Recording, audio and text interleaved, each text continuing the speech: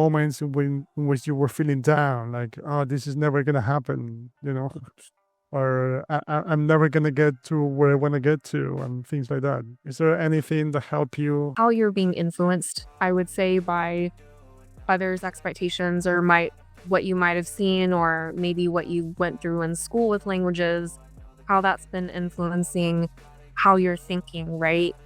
Knowing in that moment, right, what is healthy for me to do, what is the best for me to do right now, because just because I have the capacity to do something in language learning does not mean that I should do it, right? Where is that coming from? Where is that introspection? How can that help me further determine my next steps, right? Hi, Emily, Hello, Alvaro. and well, welcome to the podcast. First of all, it's a pleasure to have you on. Thank you. Thank you so much for inviting me. It's an honor.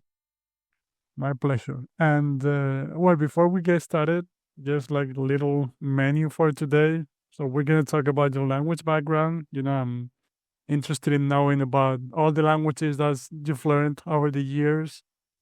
We'll talk about language learning, what to do, what not to do, and also really important, I believe, is the mindset part. That I know you're more of an expert on that part because I feel like it's a part that doesn't get talked about enough.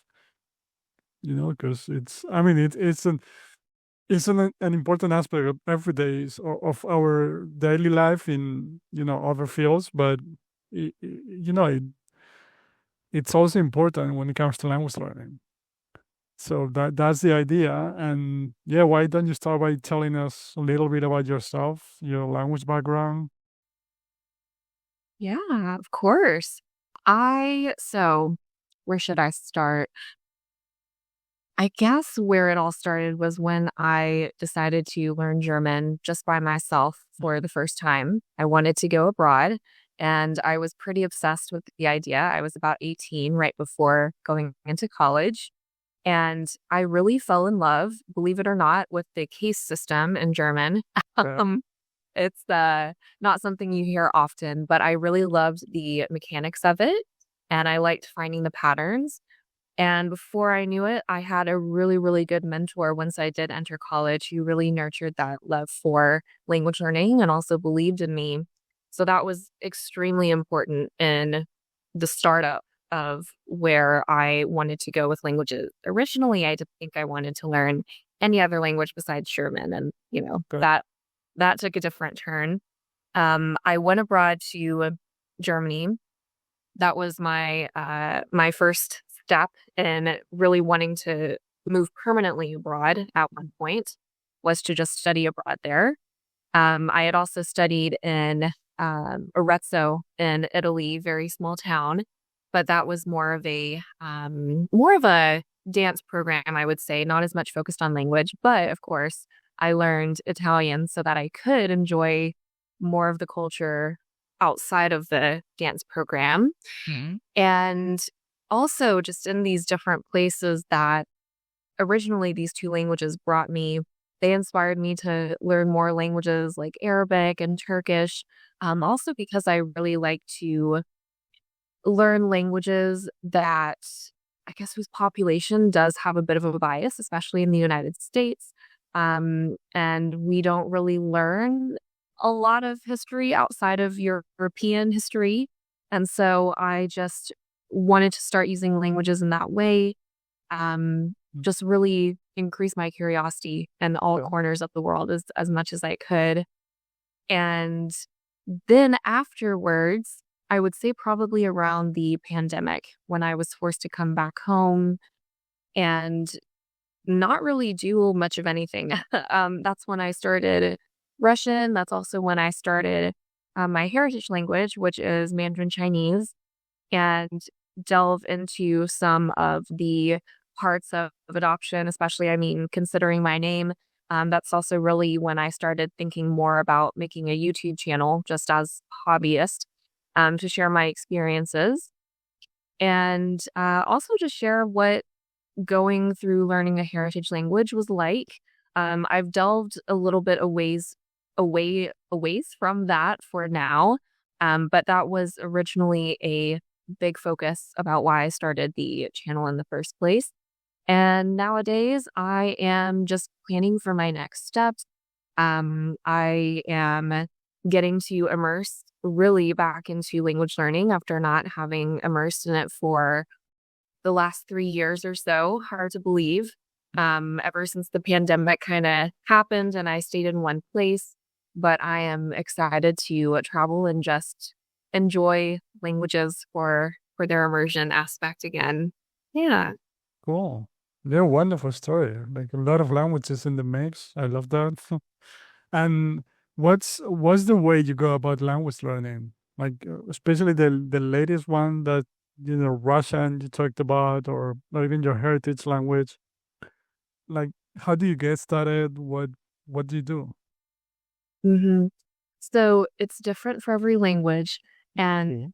what I like to use as a comparison for that, because I think as we learn more languages, I mean, even after learning our first one and we want to move on to the next one, Mhm. there are always expectations that are built up inside of us, whether we know it or not, subconscious or conscious. And so I remind myself that each language is really like a relationship with a person, right? Like we can know, we can read about everything. Oh, this language is going to be harder than this language, or oh, yeah, this is definitely going to be easy, or oh, I already know this because of this other language, right? But as you mentioned at the beginning, with many parts of our mental health and also just lives as adults, right? We Mhm. have so much going on. And then maybe we don't have a lot going on. And that can also really influence how we think and when and why and where we learn each individual language. So I really think about the comparison of each language is a person and a relationship, right? Because it's not just the language having an impact on you, right? It's also you fully putting your own self into that language, your own mindset, your own barriers, maybe even your own joy and curiosity. And those seasons of life can really change as well as with the language. So, whatever preconceived notions we might have about a person, there's always something deeper and it evolves too. Yeah. True. Hmm. So Yeah. I'm thinking about just to get into an example. Was it Russian the last you tried, or the last you? Because you mentioned, I mean, German and Italian first, then Russian, I mean, Arabic and Turkish, and then Russian and Mandarin, right? Right. I gave a pretty I know. summarized version. Okay, Yeah. okay. Yeah. Yeah.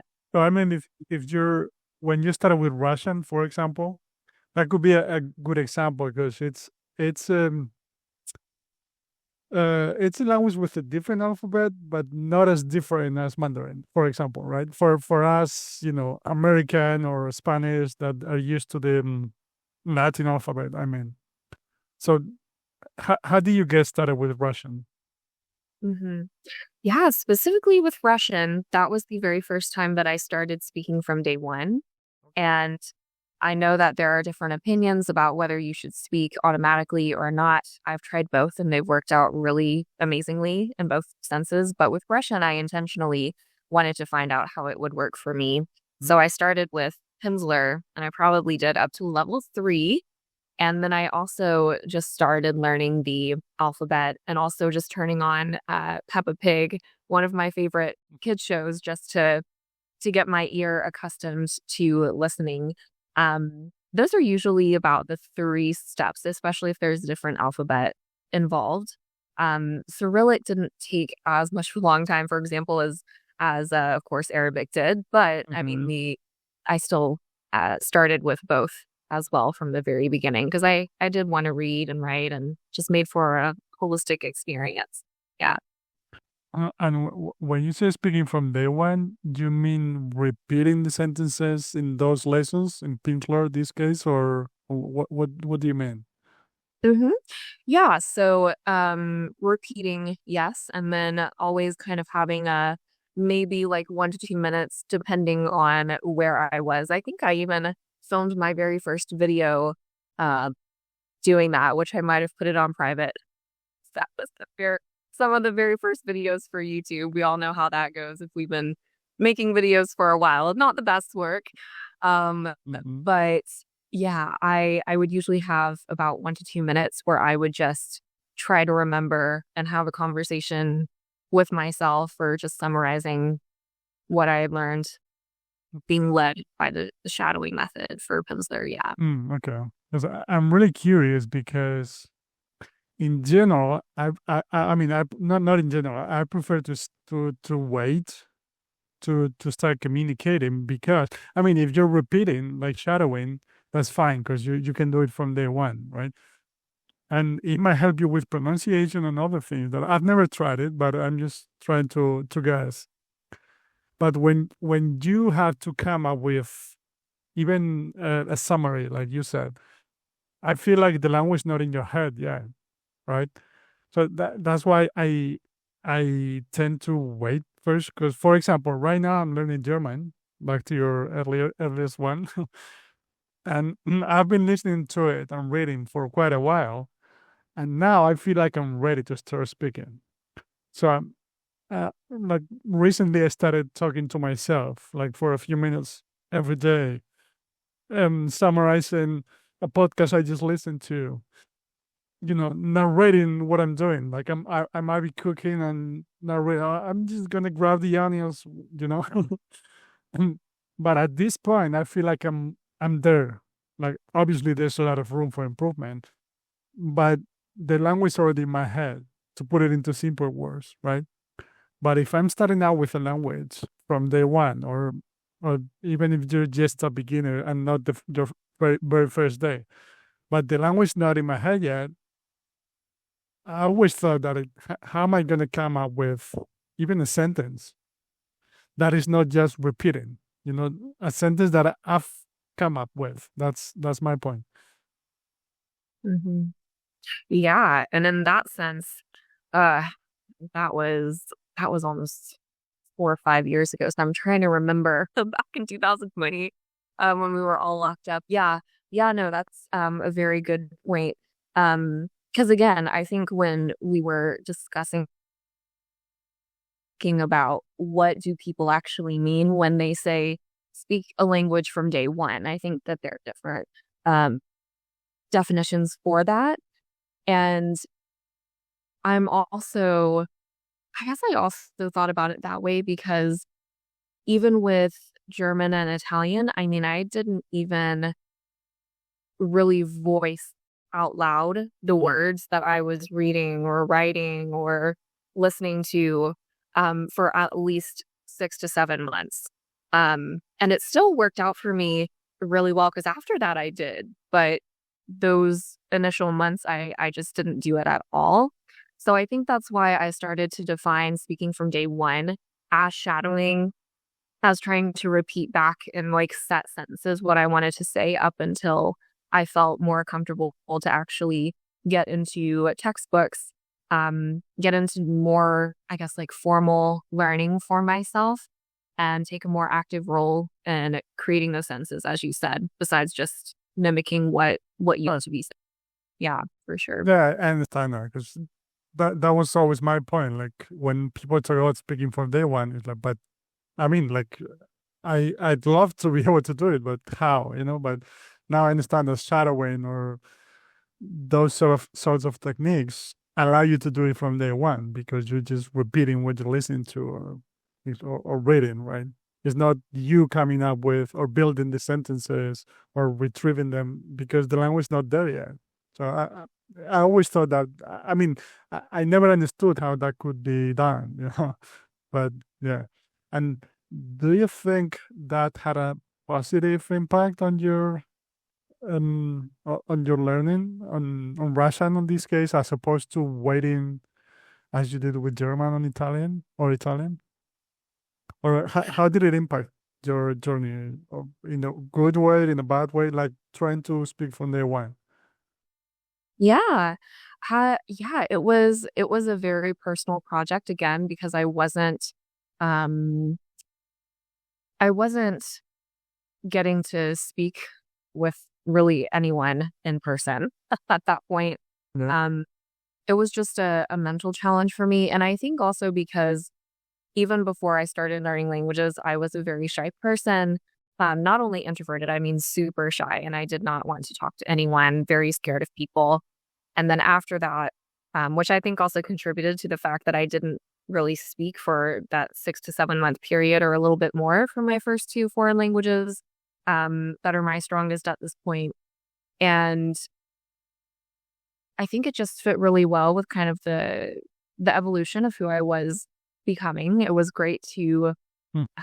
want to eventually talk with people, which was an experience that I had never had as a shy person who only spoke English, right? And so um, that all really contributed to my decision of, oh, okay, like maybe this is just an experiment. No one's looking at me. I'm not really uh, No pressure. criticizing myself here. I can just do it for myself. And it worked out really well. And since then I've really enjoyed just telling what I know in different languages, even if it's really not much. Whereas before, even before Russian, I would say that I wanted to be at least like a high intermediate before I felt like I could go to another language. And that was a really big perfectionist side of me. I still have it in there, but now it's a lot more flexible and just, yeah, wanting to speak with people and connect. That urge is a lot greater than wanting to exactly know, okay, I know this many words, I know up to this part of grammar, etc. Yeah. Hmm. Yeah.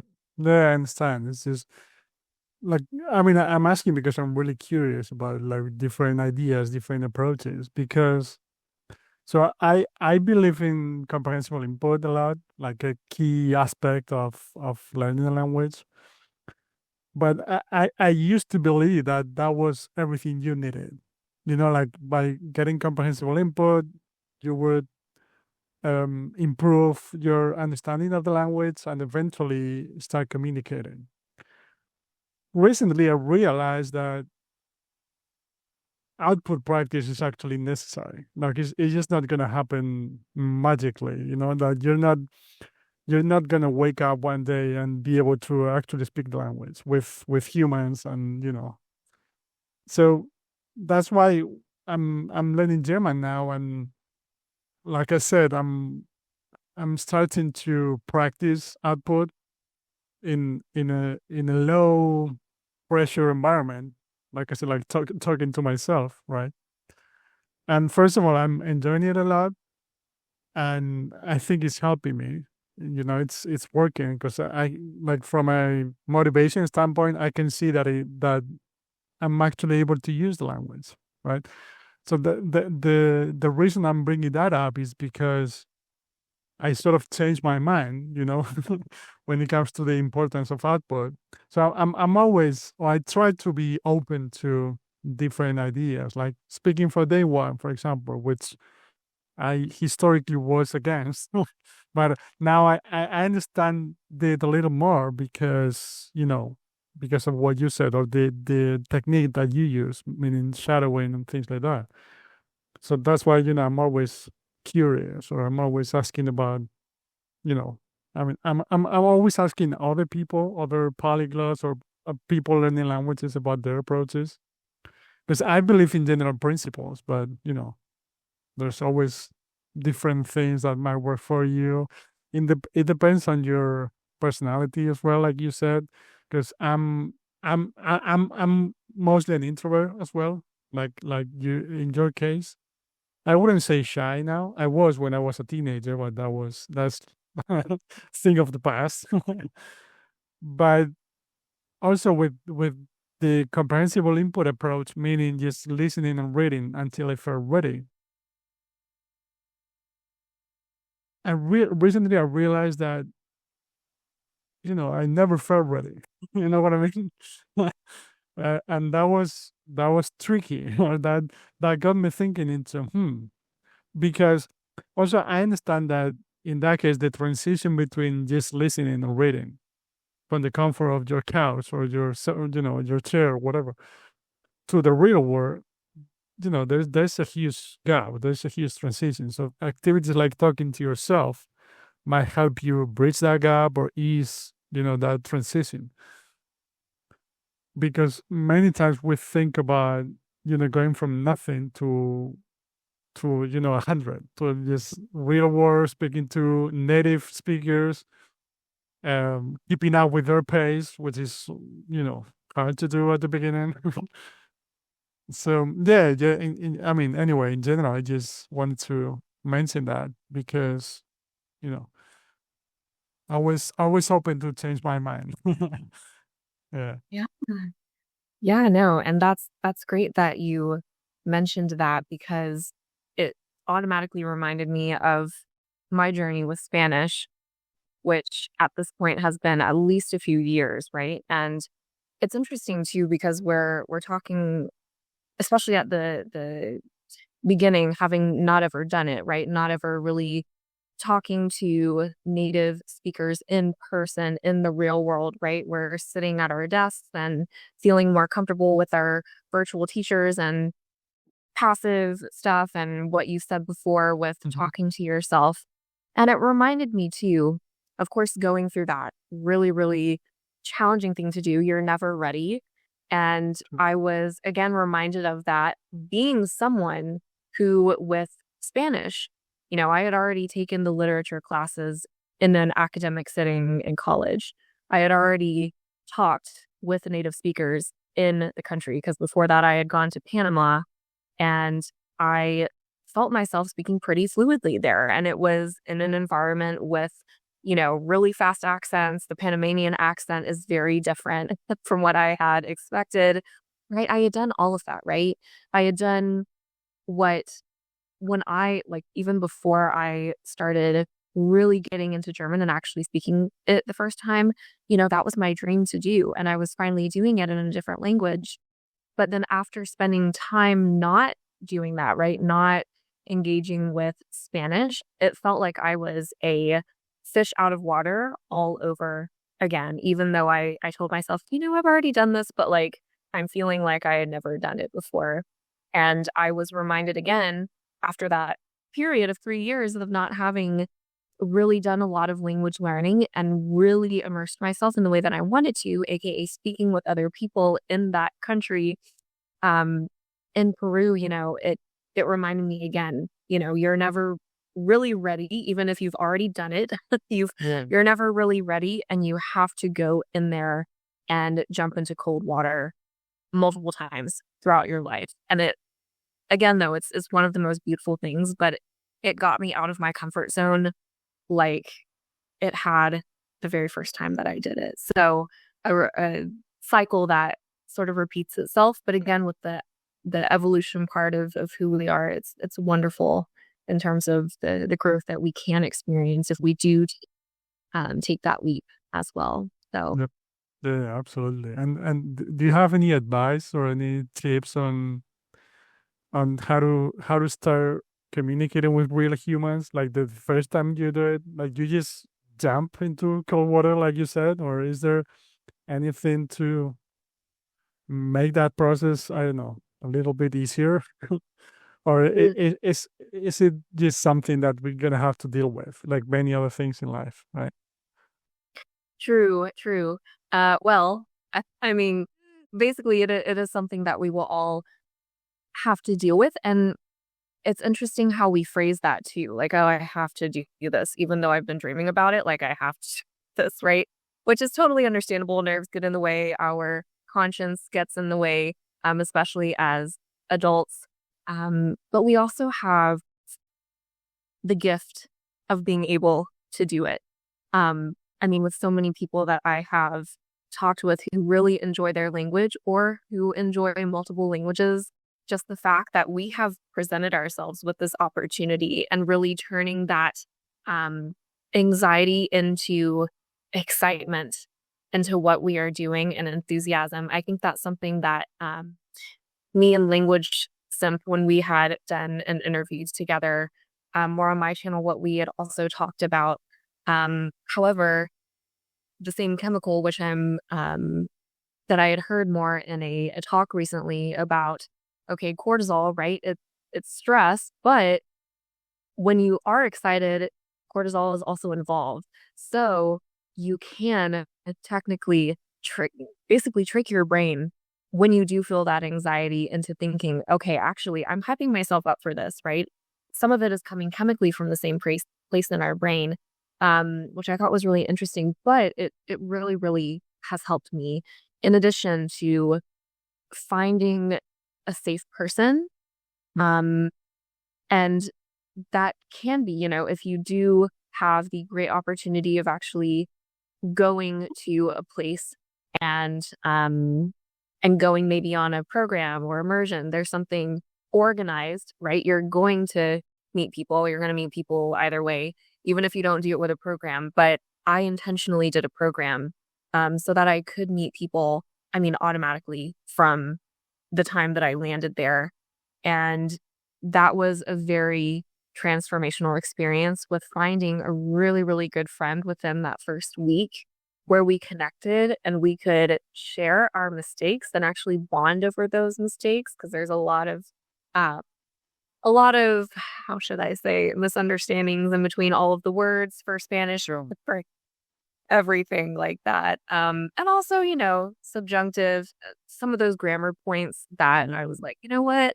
I haven't been making this error sitting at my desk in my home country with my tutor, but all of a sudden I'm making all of these errors.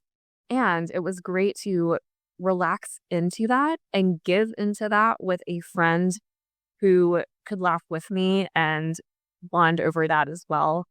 Um, so there are different ways of doing it. And I did it even when I didn't have any of that experience and I was just learning German for the first time. Even something like going on Omegle back in 2015 and knowing that I could hit that end call button whenever I wanted to, but still trying to practice with strangers. Even though it was still virtual, that really helped me as a extremely shy person. Now, I didn't stay there in that place, right? And I didn't rely on that always, but it was a good building point from, okay, talking with myself, okay, talking with the tutor, okay, talking with random people in a chat, as long as there's safety involved, right? Knowing that I can hit that button at any point, to finding a really good dedicated tandem partner, then going abroad. Like that was my string of building up, but it's very different depending on where you are mentally, your personality, etc.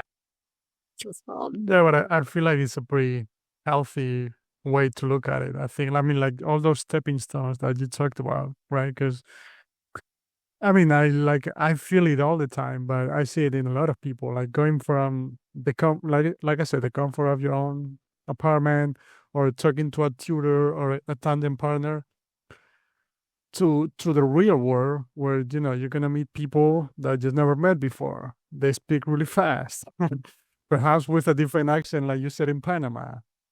Then, in real life, if they're not your friends, they're not gonna adjust to your needs. They're not gonna slow down, you know. Especially if it's like a group setting, even more complicated, right? To get that. So I feel like that one piece of advice is really useful, really important. Like those like little stepping stones.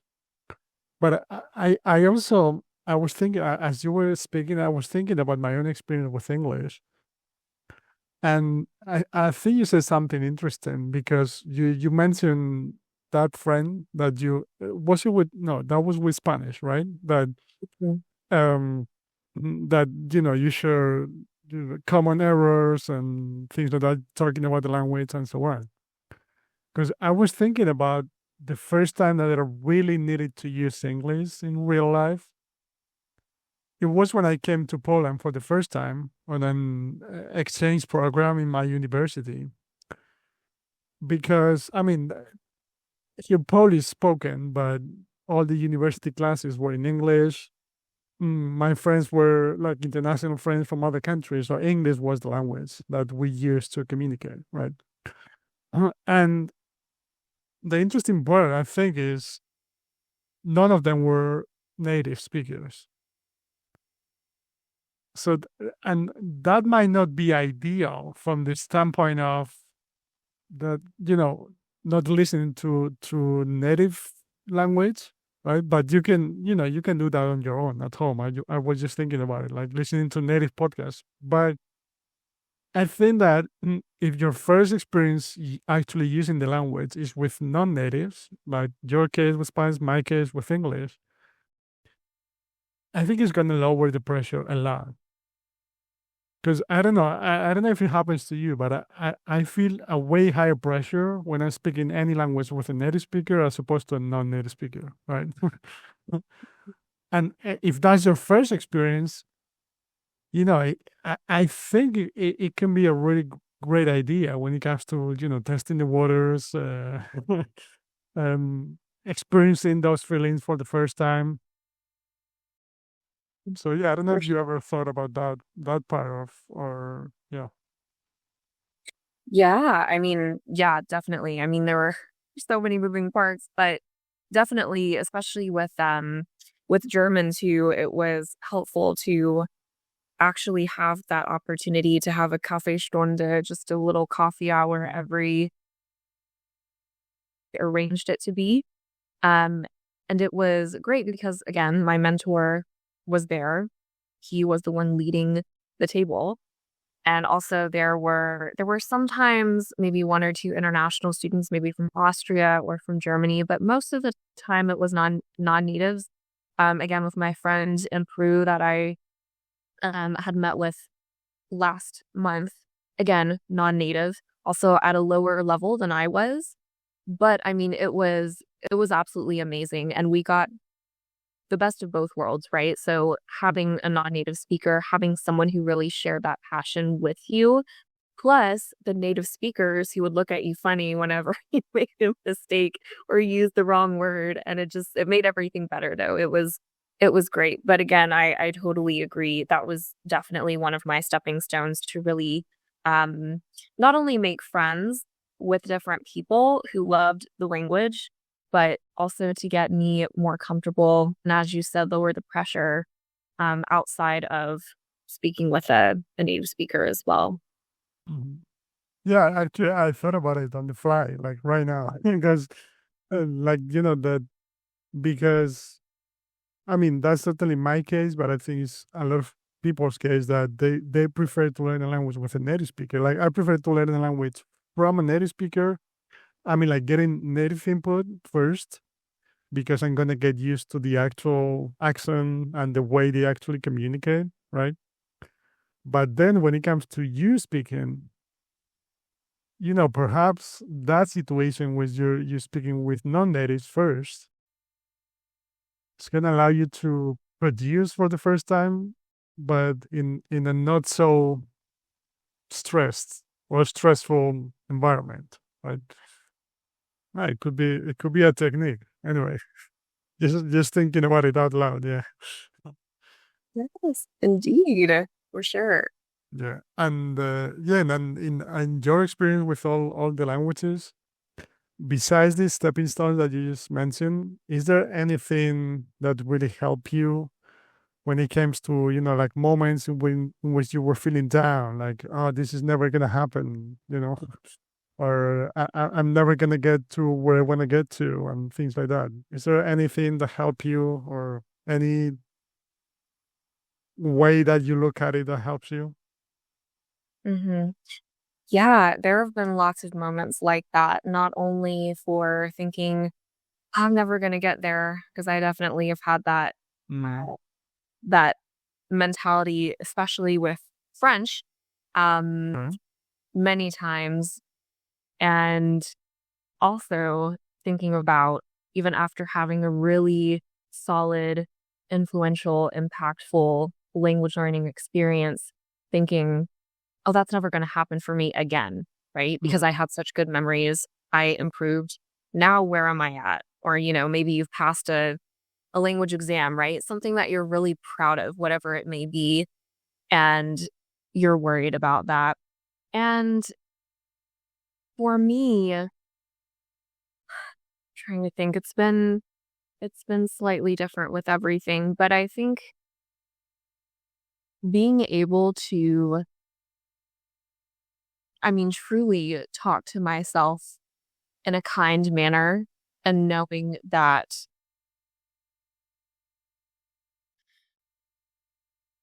building that sense of self-trust, which comes with, again, having been in this for a while, right? Knowing how you're being influenced, I would say, by others' expectations or what you might have seen, or maybe what you went through in school with languages, how that's been influencing how you're thinking, right? Knowing in that moment, right, what is healthy for me to do, what is the best for me to do right now? Because just because I have the capacity to do something in language learning does not mean that I should do it, right? Where is that coming from? Where is that introspection? How can that help me further determine my next steps, right? Because we're always thinking about our next steps as language learners. Like, what do I do? How do I make progress? Sometimes the best thing to do is not to make progress in the general sense, right? I mean, there have been I remember when I was in a really dark place with language learning in general, and I just took a break for about 9 months. Now, that's not something that everyone wants to or should do for their personal situation. However, I was there. I just needed a break from myself, from the mentality that I had, just talking down to myself so often, that it just became a part of my personality. That anxiety, just undercurrent, became a part of my everyday, when originally that's not why I got into language learning, right? But sometimes, we really have to take a step back away from what we see other people doing, or away from what the internet is telling us, right? Because especially with AI coming out more, with all of these methods, again, to learn more efficiently, to learn more like a native, right? Well, what does that even mean for me? Like, what are my personal values?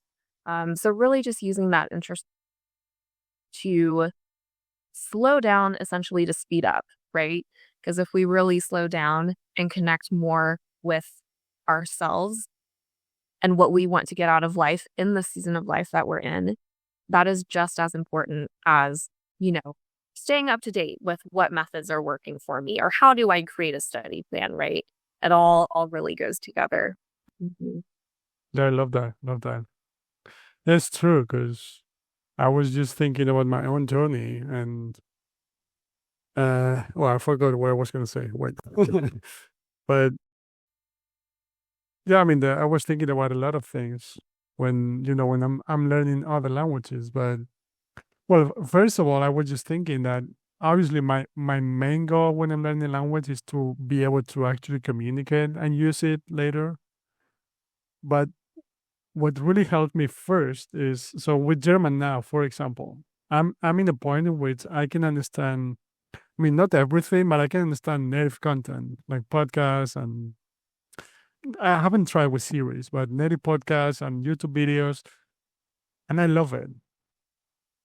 Obviously, I'm not where, I mean, I'm not all the way where I want to go, which is, like I said, being able to communicate with actual people in the real world.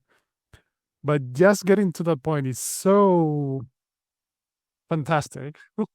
Like, I enjoy watching German videos so much on a daily basis. But obviously, I'm going to keep taking the steps so I can use the language. But what if I didn't? Like, it would still be worth it. That's what I've been telling myself, first of all, right? And then, again, I was going to say, oh, yeah. Another thing is, so when I started learning languages, like other languages, because English was the first one, right? And then, so I stumbled across comprehensible input theories, and that really resonated with me. It made a lot of sense. I understood why it didn't work in high school and so on.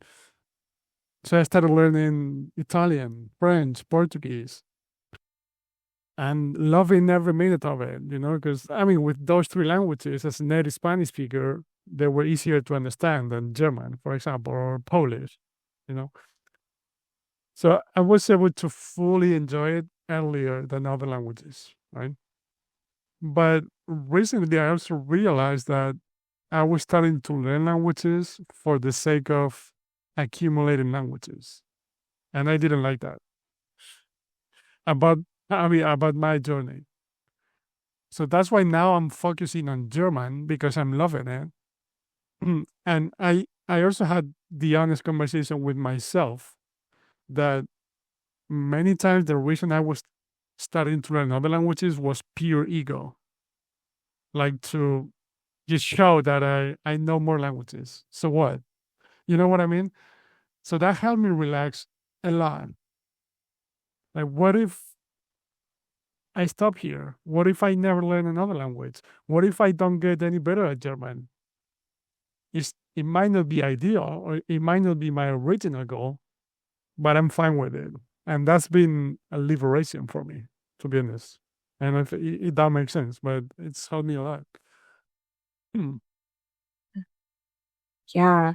And I can totally relate to the for the ego, right? To Mm. keep on raising the number, right? And that was something that even on my channel, right, with all of these Polyglot Speaks videos Mhm. showing and watching others do the same thing. And it just, again, personal values, right? It did not resonate with my values, even though I was doing it for my ego. And I had made, another video explaining that and showing that, I was trying to be someone who I was clearly not. And I did not enjoy making that video at all. It caused even more anxiety in myself. And it put a false image of who I wanted to, of what I wanted my story to be, at least online, right? Because again, if you are online, there's going to be a certain way of how you carry yourself and present yourself. But and I'm not saying that whoever, makes these videos is feeling the same way, or that they're on their ego, right? They're on their own journey. But at least for me, I mean, that was the exact opposite of what I knew was what's healthy for me. And I still did it for at least a few years. And I'm really glad to hear that you found that sort of liberation and that like release in yourself too. It is really, really freeing. And I feel so much more free now that I don't feel like I have that burden of, Mhm. oh gosh, if I can just, it feels like I'm holding on to, or like walking on a tightrope, and any sort of move that I make outside of the getting to the end of the tightrope, as in like getting to that next language, is going to just be a disaster, right? When we can like actually lower the stakes on ourselves when we're honest and give some thought to that and totally relate to that. Yeah. Yeah, yeah. Because as a content creator, I've sometimes, I feel like you need you need to come across as an expert, right? So the more languages you speak, the more of more of an expert you are, and things like that. But I've realized that I was going to say fuck that, but yeah, I'll say it. Meaning that I'm just interested in talking about my journey, helping people by being honest, and being honest means talking about the struggles, talking about changing my mind. To be honest, that it took me some time. Like when it comes to this, especially this output part that I just mentioned, because like I said, I used to believe that input was the holy grail. I still think it's necessary, but not enough. That's been the change. But I mean, it took time for me to realize. Like it's like it was there. Like I was feeling it when I was learning other languages, or even when I was teaching, because I teach Spanish as well. Like I could see it in my students that there was a missing part there when it comes to output practice. But it takes time to tell yourself truth, right? And so, I mean, it's been a liberation overall. Whether we're talking about language, I mean, it's all connected, but language learning itself, or the content creation part of it, just talking about it, right? But yeah, I just feel like, and it's not related to languages, but I felt the same way about traveling, for example. Like a couple of times it happens to me that I was on a trip and I was about to make like a quick trip to a nearby country. I mean, that in the US is impossible, but in Europe you can do that. But so, I mean, you could count states in the US, for example, But I realized, like the last moment, I realized that I was making that little trip only for the sake of like taking the bus, right? I didn't feel like doing it. So and that's happened to me recently with languages as well. Like, I just wanted to prove myself, or to prove that I know so much about languages, that I can learn so many languages. And like I said, F that, like um I think we, like as content creators, but people in general, we need to be more honest with ourselves first. But when we create content, when we talk about our language processes, because I feel like mindset is an important part of the journey as well. And I'll continue to test techniques and ways to improve how I go about it, so I can help people in a better way, and so I can help myself, be more quote unquote efficient. It's a tricky word, but you know what I mean. um, but yeah, it's just like anything. It can lead to burnout and things like that. So yeah, okay. I'm I'm really happy to talk about this with someone, like you said, who's interested in this part as well. Like, who's reflecting on her journey, learning languages. And yeah. And I'm thinking also, like, was there, remember any moment where you feel like giving up in, like, you mentioned French, right? Mm-hmm. So was it because you wanted to speak and you couldn't? Was it because you were afraid to talk to people, which is probably the number one fear when it comes to language learning, right? Yeah. Yeah, it was a combination of factors because that was the first language that I learned in high school. Of course, it was an obligation. And I had a really good teacher for the first year and for the fourth year, but the second and third year just totally ruined it for me. It was a horrible teacher. Mm, And at that point, I just thought that I wasn't capable of learning languages anyways. So one, I had convinced myself of that. Two, I just had a really bad experience with the people that were associated with the language. So that didn't make for a really happy memory and motivation to continue into the future. Combined with the fact that I'm a very, again, perfectionist, I am also a very stubborn person. So mm, I took a break, right, when I originally learned German and Italian, and then Spanish after that. And then I thought, Italian and Spanish, again, with the expectations, right, that we're building on ourselves as we learn more languages, however we would like. I thought, this language, French, is not going to be as hard because now that I have these languages under my belt and they've taken me like less time to learn than like all of these years of learning French combined, like I can do this now. And then I still couldn't do it again because it wasn't as much of a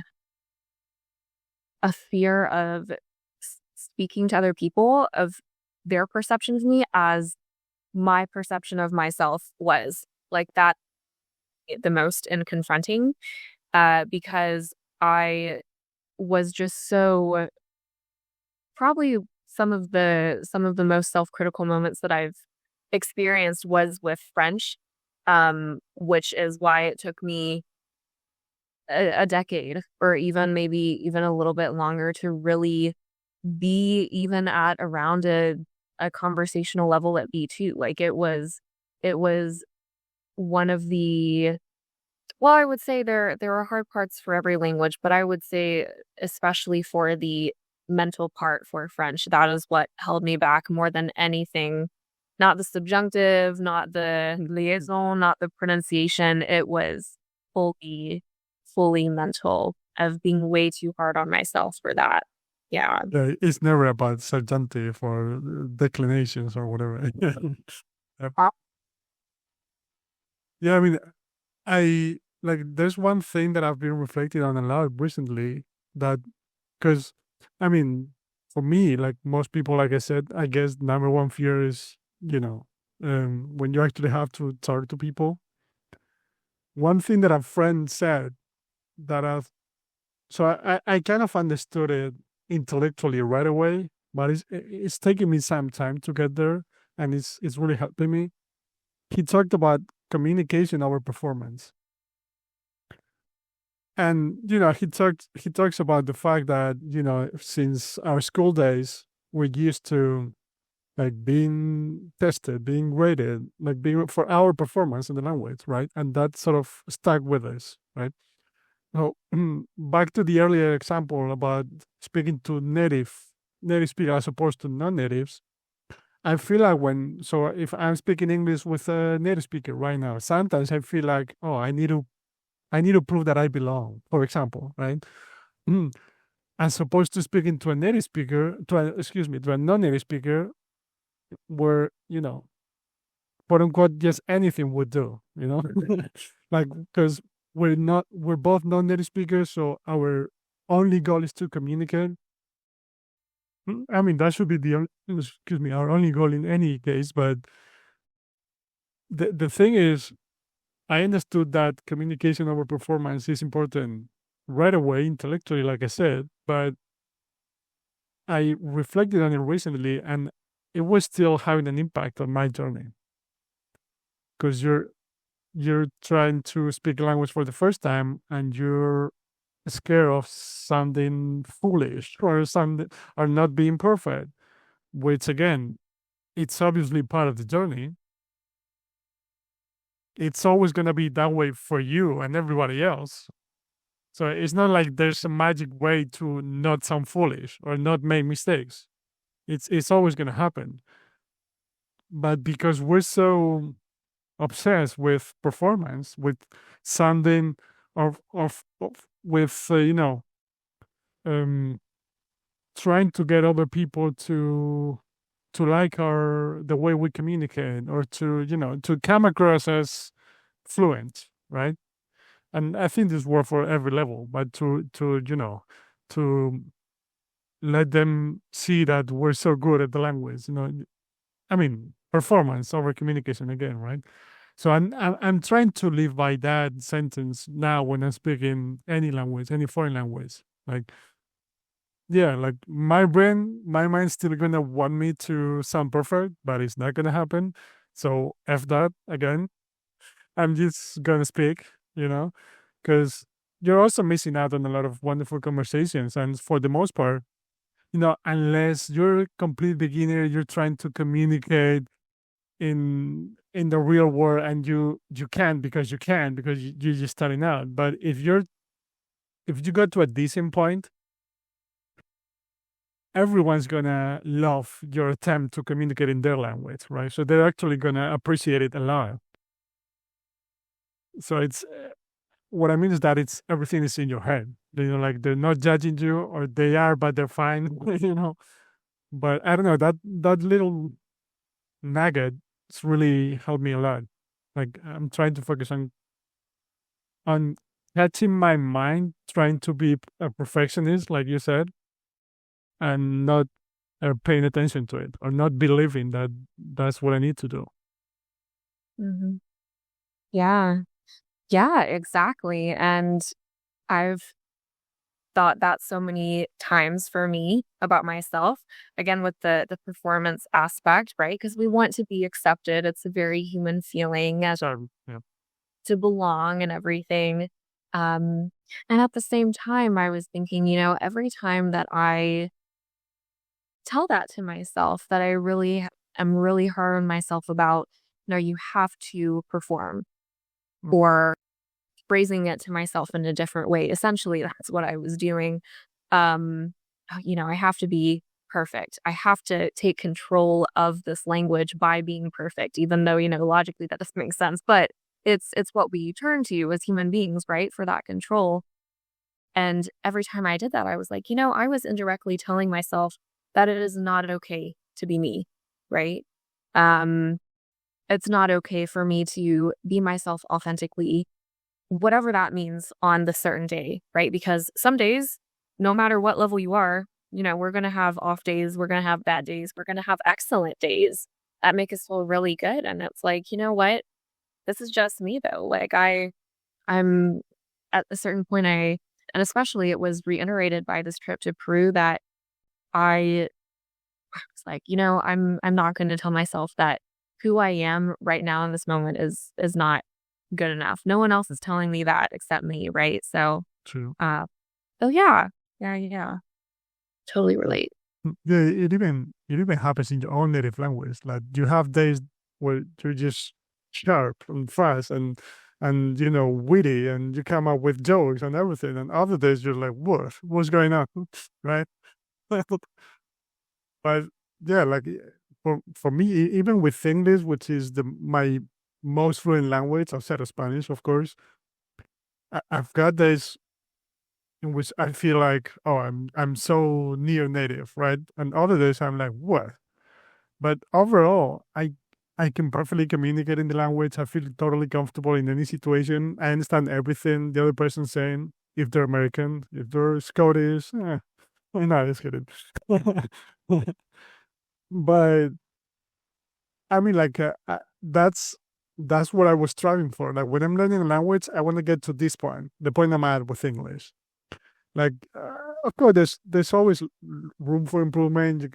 You're gonna have better and worse days, but just being able to communicate, being able to talk about what you want to talk about, and feeling comfortable with it. But even if you're not there yet, even at earlier stages, it's not a flat line. It's like sometimes you feel like, oh, I'm so good. Other times I'm like, whoa, I forgot everything. It just is. I think it's how it works with anything. Like anything you're learning, it's never gonna be like this way. You're gonna have you're gonna have ups and downs all the time. Right. All right. Do you have any final message, Emily, for language learners out there, both from the technique perspective and the mindset perspective? Any final message? Hmm. Well, Encouragement? yeah, I guess there's a lot I could say. I mean, again, um, there are so many ways to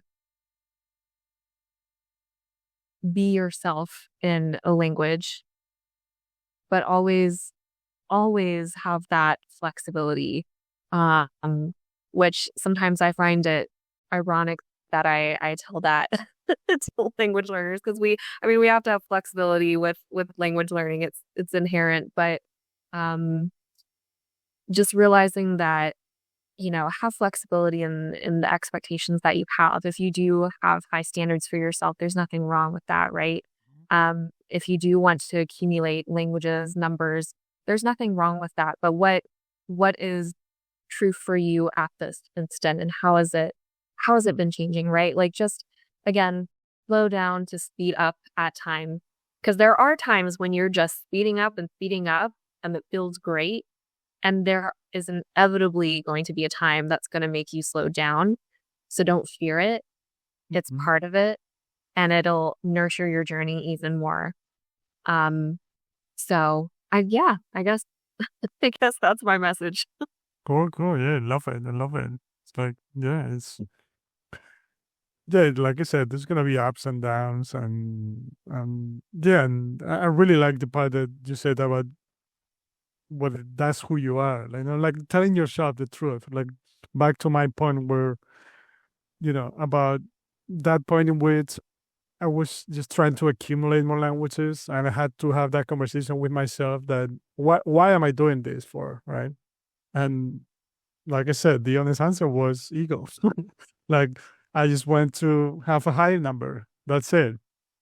There wasn't anything specifically attractive about that new language in itself.